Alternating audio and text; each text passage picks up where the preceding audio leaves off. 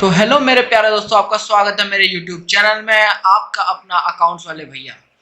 तो बेसिकली मैंने चैनल इसलिए खोला है क्योंकि मैं देख रहा था यार, लॉकडाउन में आजकल बच्चे पढ़ाई नहीं कर रहे। आजकल बच्चे बिल्कुल भी ध्यान पढ़ाई में नहीं दे रहे हैं। तो इस चक्कर में मैंने अपना चैनल खोला है। तो इसमें मैं वैसे तो कवर करूंगा 11th 12th पूरी पूरी पूरी क्लासेस मैं इसमें दूंगा, और एनसीईआरटी से पढ़ाऊंगा। सबसे बड़ी बात, एनसीईआरटी से पढ़ाऊंगा। जो बच्चे छूने से भी घबराते हैं एनसीईआरटी को, तो मैं वहां से पूरा सिलेबस कवर करूंगा। और देख लेते हैं, एक बार पहले ये देख लेते हैं कि हमारे सिलेबस में क्या क्या कवर है। आ, ये हमारे सिलेबस का पार्ट है। ये देखिए, मैं आपको इंडेक्स पे ले जाता हूँ सीधा। ये हमारा इंडेक्स, इंडेक्स कहाँ है? इंडेक्स, ये हमारा इंडेक्स है। इसमें आपके चैप्टर 1 में मिल जाता है आपको इंट्रोडक्शन ऑफ अकाउंटिंग। चैप्टर 2 में मिल जाता है theory based accounting, recording of transaction. Second part में bank reconciliation statement, trial balance, depreciation और बिल्स ऑफ एक्सचेंज। तो मैं आपको इतना एश्योर करना चाहता हूँ, अगर आप मेरे चैनल को फॉलो करेंगे और सब्सक्राइब करेंगे तो आपको अकाउंटिंग में कभी कोई दिक्कत नहीं आएगी किसी भी रिलेशन में, क्योंकि मैं जैसा खुद मैं पढ़ता हूँ वैसे ही मैं आपको पढ़ाऊंगा। और आपको इतना आपके जो अंदर डर होगा अकाउंटिंग का, वो मैं बिल्कुल खत्म कर दूंगा। और ये सिर्फ मैं उन बच्चों को नहीं पढ़ा रहा जिनको पहले से अकाउंटिंग आती है, क्योंकि आप सब जानते हैं हर क्लास में कोई ऐसे बच्चे होते हैं जो अलग ही लेवल के होते हैं। तो वो लेवल मैं मैच नहीं करूंगा उन बच्चों के लिए। वीडियो भी नहीं, वीडियो तो है, वो देखना चाहे, अगर कॉन्सेप्ट क्लियरिटी के लिए देखना चाहे तो बिल्कुल देख सकते हैं। लेकिन मैं फोकस करूंगा उन बच्चों पे जिनको अकाउंट्स के नाम से डर लगता है। और बहुत ऐसे बच्चे हैं मेरे जैसे, जब मैं खुद अपने टाइम में था तो मेरे को खुद अकाउंट्स से बहुत ज्यादा डर लगता था। तो मैं उन बच्चों को कवर करूंगा जिनको अकाउंट से बहुत ज्यादा डर लगता है। तो चलिए आज हम शुरू करते हैं introduction of accounting chapter 1 NCERT से। ये आपके एनसीईआरटी है, चैप्टर 1 ओवरव्यू ऑफ अकाउंटिंग। तो पहला हम टॉपिक लिख देते हैं, चैप्टर का नाम डाल देते हैं chapter 1 introduction of accounting. Intro introduction of accounting. बेटा मेरी राइटिंग बहुत खराब जाएगी, तो उसमें क्योंकि मेरी राइटिंग बहुत टाइम से लिखा नहीं जाता तो राइटिंग थोड़ी चेंज हो जाती है। तो इंट्रोडक्शन ऑफ अकाउंटिंग, अकाउंट से आप क्या समझते हैं? तो सबसे पहली बात, मैं बेसिकली फोकस करूंगा जो एग्जाम ओरिएंटेड, जो आपको एग्जाम के लिए बहुत जरूरी चीजें हैं, उन पे मैं फोकस करूंगा बहुत ज्यादा। आपके कॉन्सेप्ट क्लियरिटी में मैं फोकस करूंगा कि आपके कॉन्सेप्ट बहुत ज्यादा मजबूत हो जाए। तो अब हम स्टार्ट करते हैं। तो ये इंट्रोडक्शन दे रहा है अकाउंटिंग का। Over the centuries accounting has remained confined to the financial record keeping functions of accountant. Basically ये कहना चाहता है कि जो अकाउंटिंग है वो एक तरह से रिकॉर्ड कीपिंग होती है। मतलब रिकॉर्ड कीपिंग का मतलब होता है कि हमें अपनी अकाउंट्स के बुक्स को मेंटेन करना पड़ता है। कीप का मतलब होता है रखना। तो रिकॉर्ड को रखना हमारा अकाउंटिंग कहलाता है। क्योंकि क्या होता है, हमारे बिजनेसेस होते हैं, कई सारे बिजनेसेस होते हैं, तो हम उसको मैनेज कैसे करें, हमें उसे मैनेज करने के लिए हमें उसके खाते बनाने पड़ते हैं। तो उन खातों का नाम ही है अकाउंटिंग। तो अब आगे चलते हैं। इसने कहा है ये सिर्फ ये कह रहा है मीनिंग ऑफ अकाउंटिंग। अब ये देखिए, अब ये क्या होता है, द मीनिंग, जो मीनिंग होती है ये अलग अलग ऑथर्स अपनी अपनी मीनिंग्स देते हैं। तो ये अब मीनिंग क्या कहता है, the in 1941 the American institute of certified public accountants. तो मैं बता दूं कि ये जो AICP है, ये हमारा अमेरिकन इंस्टीट्यूट है जिसने जो ग्लोबली अकाउंटिंग मतलब एपिक अकाउंटिंग बॉडीज है उनमें से वन ऑफ द ये अकाउंटिंग बॉडी है। जैसे आप सब लोग जानते होंगे, हमारे इंडिया का जो है वो institute of chartered accountants of India है। ये हमारा अमेरिका का है, American institute of certified public accountants had defined accounting as the art of recording। मतलब कि रिकॉर्ड करना, ट्रांजैक्शंस को रिकॉर्ड करना, क्लासिफाई करना, क्लासिफाई मतलब क्लासिफिकेशन हम आगे पढ़ेंगे कि क्लासिफिकेशन हमारी बहुत तरीके की ट्रांजैक्शन की हो सकती है। क्लासिफिकेशन जैसे कि क्लासिफिकेशन हम किस किस चीज में कर सकते हैं, क्लासिफिकेशन हम कर सकते हैं कि ये हमारा फिक्स्ड एसेट्स है, ये हमारा इनकम एंड एक्सपेंडिचर है, इनकम एंड एक्सपेंडिचर है। तो ये मैं आपको सारी चीजें, ये सब चीजें आगे एक्सप्लेन करूंगा कि हमारे फिक्स्ड एसेट्स क्या होते हैं, हमारी इनकम एंड एक्सपेंडिचर्स क्या होती है, इन सब की क्लासिफिकेशन मैं आपको दूंगा। अभी जस्ट एक ओवरव्यू ले लो कि हमारी अकाउंटिंग क्या कहना चाहती है। तो अकाउंटिंग डिफाइन करी गई है रिकॉर्डिंग, क्लासिफिकेशन। ये आप जो ये कीवर्ड्स होते हैं ना, ये आपको कीवर्ड्स याद करने पड़ेंगे। रिकॉर्डिंग, जैसे रिकॉर्डिंग हमारा कीवर्ड है, क्लासिफिकेशन हमारा कीवर्ड है। ये कीवर्ड आप अगर एग्जाम में लिखोगे तो ये बहुत बेनिफिशियल होंगे आपके लिए। समराइजिंग, अब समराइजिंग का क्या रिलेशन है इस कॉन्टेक्स्ट में। समराइजिंग, समराइजिंग का कहने का मतलब ये है, आपने बहुत सारा डेटा दे दिया, कंपनीज का आपने डेटा लिया, बहुत सारा डेटा ले लिया। तो अब ये बहुत सारा डेटा का आप क्या करेंगे, आप इसको अब आप ऐसे तो दे नहीं सकते, तो पब्लिक तो कंफ्यूज हो जाएगी कि एक इतना सारा डेटा हम कैसे कहां कहां तक पढ़ेंगे। तो हम इसको समराइज करने का मतलब है हम एक बैलेंस शीट बनाते हैं।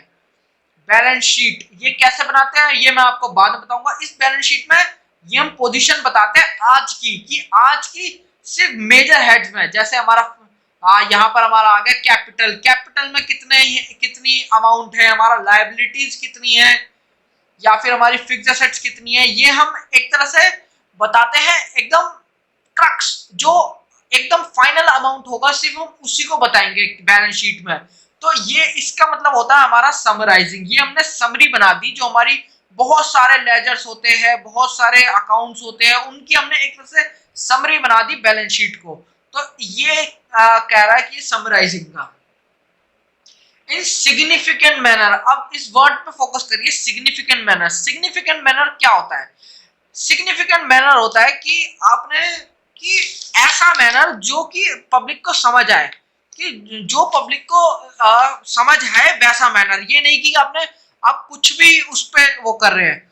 जैसे अब हम ऐसी, जैसे आपने सुना होगा कि एक कोई इंफॉर्मेशन होती है, इंफॉर्मेशन, ये इंफॉर्मेशन कहां से निकलती है? इंफॉर्मेशन निकलती है डेटा से।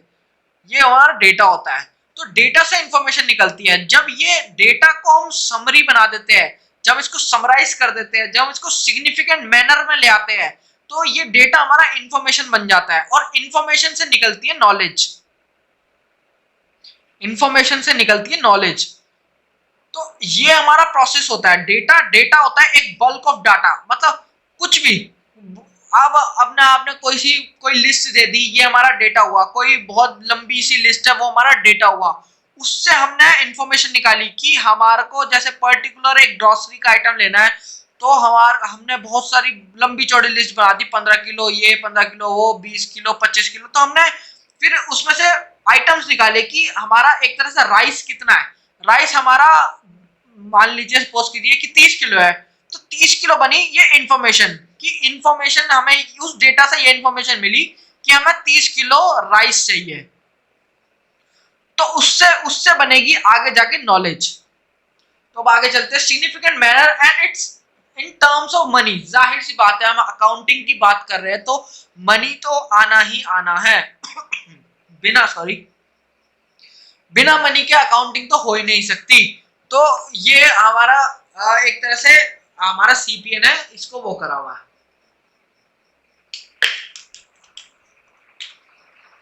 अब सबसे बड़ी बात, बेस बनाने के लिए जो हमारे टीचर्स होते हैं ना, वो बच्चों को बेस से नहीं सिखाते। मैं आपको अकाउंटिंग के बिल्कुल बेस से सिखाऊंगा कि बेस क्या होती है अकाउंटिंग की, अकाउंटिंग की रूट्स क्या है।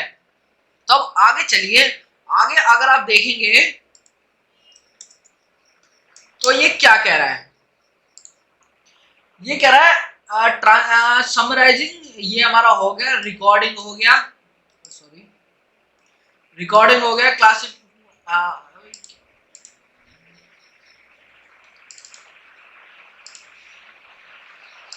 एक सेकेंड, एक सेकेंड, एक सेकेंड।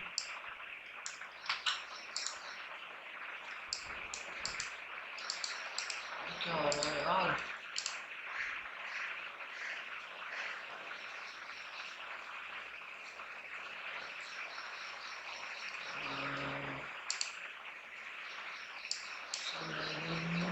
रिकॉर्डिंग हो गया, क्लासिफिकेशन हो गया, समराइजिंग हो गया, सिग्निफिकेंट मैनर हो गया। तो in terms of money, money जाहिर सी बात है मनी तो होगी ही होगी अगर अकाउंटिंग होगी। अब इस पे गौर करते हैं, अब इस चीज पे गौर करते हैं। एक सेकंड बच्चों, जरा मैं इसको देख लूं।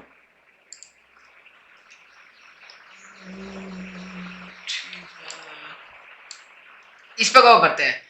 ट्रांजैक्शन, इसने एक वर्ड बोला ट्रांजैक्शन एंड इवेंट्स, ये बहुत मैटर करता है ये वर्ड ट्रांजैक्शन एंड इवेंट। अब इसका मतलब क्या है ट्रांजैक्शन एंड इवेंट का? ट्रांजैक्शन होती है एक कोई लेन देन, मनी के दो पर्सन हैं, ये मान लेते सपोज कहते ए और ये पर्सन है बी, इन दोनों के बीच में कोई मनी की ट्रांजैक्शन हो रही है तो ये होगी हमारी ट्रांजैक्शन, ये कहलाएगी हमारी मनी से रिलेटेड, मनी से रिलेटेड तो हमारी ट्रांजैक्शन कहलाएगी। इवेंट क्या होता है? अब ये इवेंट क्या होता है? इवेंट होता है कोई भी ऐसा ऐसा ऐसी सिचुएशन हैपन होना जिससे हमारा मनी इफेक्ट कर रहा हो, जिससे हमारी ट्रांजैक्शन इफेक्ट कर रही हो, ये हमारा इवेंट होता है। बेसिकली ये टीचर्स जो होते हैं ना ये बच्चों को बताते नहीं है क्योंकि उनको खुद नहीं आता, इतना सही बताऊं तो मैं आपको। लेकिन जो अगर आप एक खुद स्टूडेंट रह चुके हो और आप खुद उन चीजों को समझना चाहें तो आप खुद सोचते हो कि यार अगर मेरे को इस तरीके से समझाया जाता तो मैं बहुत अच्छा कर जाता, लेकिन आजकल के टीचर्स नहीं बताते, ये फैक्ट है। चलिए अब आगे देखिए, ट्रांजैक्शन में which are at least financial character interpreting the result with greater economic development. ये सिर्फ अपनी अकाउंटिंग इन्फॉर्म जो ये हमारी AICPA ने अपनी डेफिनेशन दी है उसको क्लासिफाई कर रहा है। अमेरिकन अकाउंटिंग एसोसिएशन डिफाइंड, अब ये क्या होता है, ये ना कई सारी कंट्रीज मिलके इन्होंने ये एसोसिएशन बना रखी है, ये वाली अमेरिकन अकाउंटिंग एसोसिएशन कई सारी कंट्रीज ने मिलके बना रखी है। तो ये उसको कह रहा है कि उन्होंने भी अपनी डेफिनेशन दी है, वो ये डेफिनेशन बता रहा है। आगे चलते हैं। Introduction of accounting economic event identification. देखिए अब इसने वो ही मैंने मैंने ये नोटिस किया है कि 11th क्लास में चीजों को बहुत बार बार वही चीजें बोल बोल के वही चीजें बताई जाती है। तो अब देखिए ये वही बात कह रहा है इकोनॉमिक इवेंट, जैसे हम पढ़ चुके हैं इकोनॉमिक इवेंट। एक इकोनॉमिक इवेंट मतलब जैसे हमने यहाँ पर बताया ट्रांजैक्शन इन मनी, ये हमारा इकोनॉमिक इवेंट है। इकोनॉमिक इवेंट, इकोनॉमिक मतलब मनी से रिलेटेड, मनी से रिलेटेड। तो आइडेंटिफिकेशन पढ़ चुके हैं, मेजरमेंट पढ़ चुके हैं, रिकॉर्डिंग एंड कम्युनिकेशन। अब कम्युनिकेशन की बात करते हैं। हमने अपने बुक्स बनाई, बुक्स अकाउंटिंग में बुक्स बनाने का मतलब होता है हमने अपने खाते बनाए। खाते मतलब जैसे हमने पूरी अकाउंटिंग करी, बुक कीपिंग जो हमने पढ़ा था ना, वो वही होता है कि हमने अपनी बुक्स बनाई। अब हमने ये बुक्स बनाई तो क्या अब हम इसको अपने पास रख लें? हमने बनाई क्यों है कि अगर आप कि आगे हम इसको यूजर्स तक दे सकें, यूजर्स तक। तो यूजर्स भी बहुत सारे होते हैं, यूजर्स भी बहुत सारे होते हैं, ये मैं आपको बताऊंगा कि अलग अलग तरीके के यूजर्स हो सकते हैं एक अकाउंटिंग इंफॉर्मेशन को यूज करने के लिए। लेकिन अभी सिर्फ आप इतना समझिए कि बुक्स को बनाकर हम सिर्फ अपने पास नहीं रखते, हम इसको अलग अलग यूजर्स को देते हैं। यूजर्स में आके बताऊंगा, जैसे गवर्नमेंट होती है, हमारे क्रेडिटर्स होते हैं, हमारे इन्वेस्टर्स होते हैं, हमारे और भी एक्सटर्नल एजेंसीज होती है। तो ये बहुत सारे यूजर्स होते हैं हमारे अकाउंटिंग के। लेकिन अभी सिर्फ ये समझिए कि हमने जो बुक्स बनाई है अपनी, वो हम आगे यूजर्स को देंगे कि आप आपके लिए। तो ये वही कह रहा है कि इसको कम्युनिकेट करो, इसको कम्युनिकेट करो, इसको सिर्फ अपने पास मत करो रखो, इसको कम्युनिकेट करो आगे यूजर्स तक। ऑर्गेनाइजेशन, ऑर्गेनाइजेशन का इससे वही रिलेशन है कि आपने एक जैसे एक अकाउंट खोला, एज अकाउंट। एज अकाउंट मतलब हमने ए की जितनी भी ट्रांजैक्शंस होगी हम इसी अकाउंट में रिकॉर्ड करेंगे। हम ये नहीं कि किसी अलग अकाउंट में जाके उसको रिकॉर्ड कर देंगे, हम एक ही सारी ट्रांजैक्शन हम इसी अकाउंट में रिकॉर्ड करेंगे। इंटरेस्टेड यूजर्स ऑफ इंफॉर्मेशन, ये वही बात कह रहा है।